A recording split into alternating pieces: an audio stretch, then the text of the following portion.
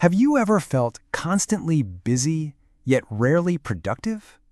Like you're always running, but getting nowhere. We live in an era where doing more has become a badge of honor. We fill our schedule, say yes to everything, pile on tasks, ideas, opportunities. And at the end of the day, we're left with nothing but exhaustion, frustration, and the nagging feeling that something truly important is being left behind. This is where a powerful, transformative, and yes, radical idea comes in. Almost everything in life is non-essential. This is the central message of the book Essentialism by Greg McKeown. It's not just another productivity hack. It's a call to live with intention, clarity, and focus. And today, I want to take you on a journey.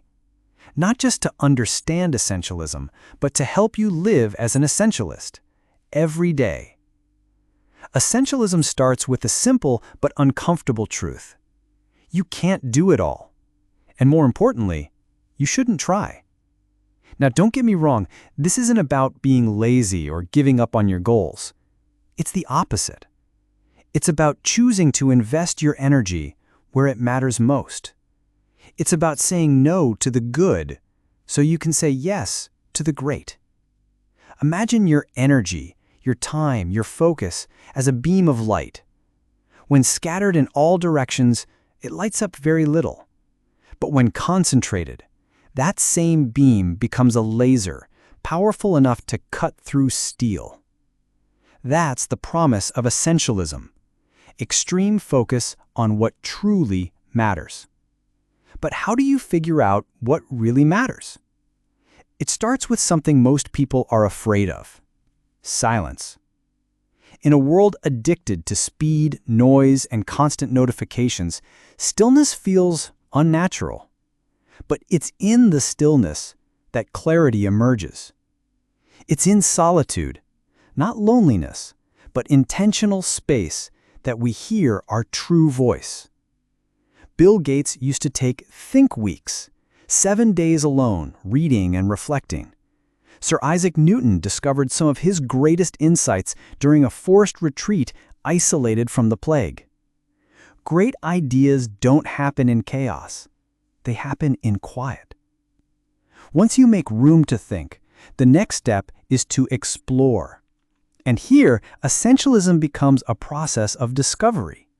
Not creating more, but uncovering what's already essential, buried beneath layers of distraction, pressure, and autopilot decisions.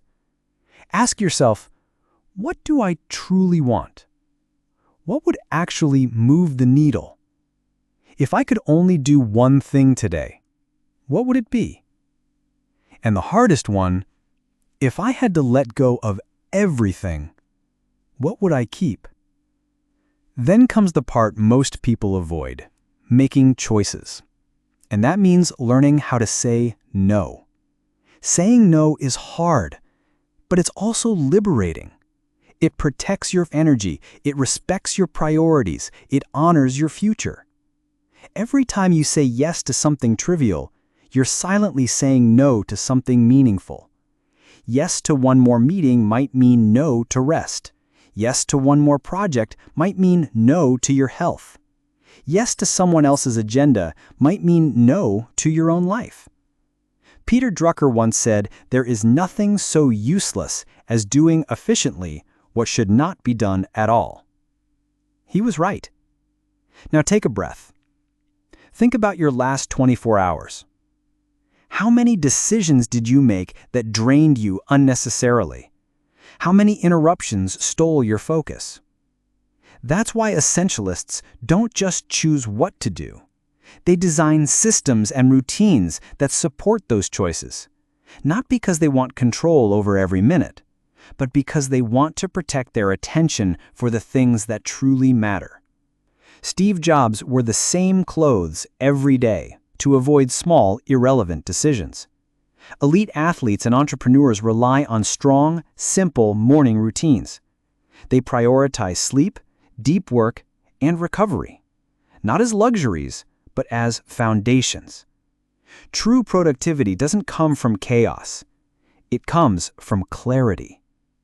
And speaking of clarity, we have to talk about sleep. For years, we've been sold the idea that successful people sleep less, that rest is for the weak, that hustle means sacrificing health. But research and reality tells a different story.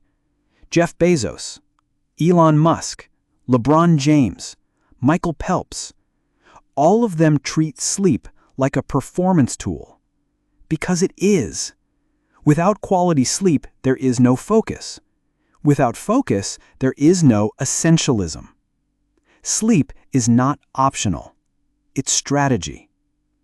Another core principle of essentialism is this: celebrate small wins.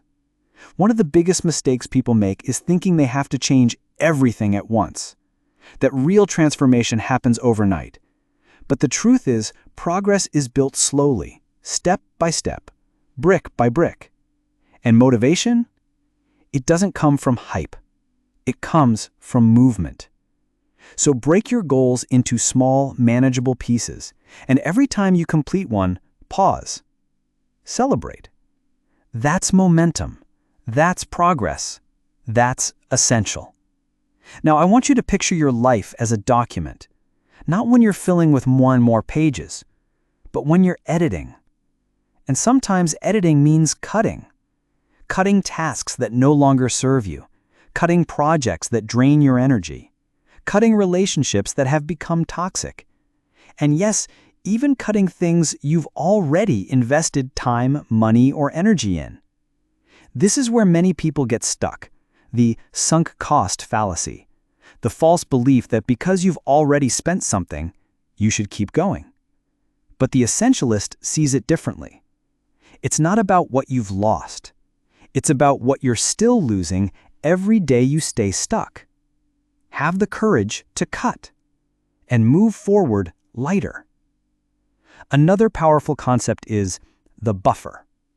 Most people dramatically underestimate how long things will take.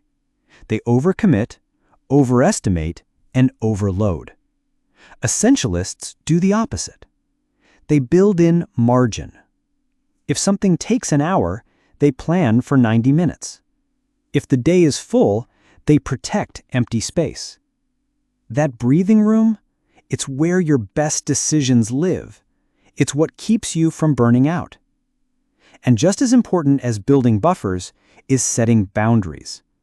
Saying yes to everything and everyone might sound generous, but in reality, it's a form of self-abandonment. Healthy boundaries aren't walls. They're clarity. They show others that you take yourself seriously, and that allows them to do the same. Protect your time. Protect your energy. Protect what matters most. Because in the end, essentialism is not just about managing time. It's about designing a life of intention, a life of focus, a life of purpose. It's waking up each morning and asking, what is essential today? And then having the discipline and the freedom to act on that answer. So here's my invitation to you. Start now. Not next year, not when things calm down. Now. You don't need to change everything, but you can choose one thing to eliminate, one no to say, one night of deep sleep to prioritize, one small win to celebrate. Start small. Start honest. Start essential. Because if you don't prioritize your life, someone else will. If this video resonated with you, give it a like and share it with someone who needs clarity. Drop a comment below and tell me, what's essential for you right now? I'd love to hear it.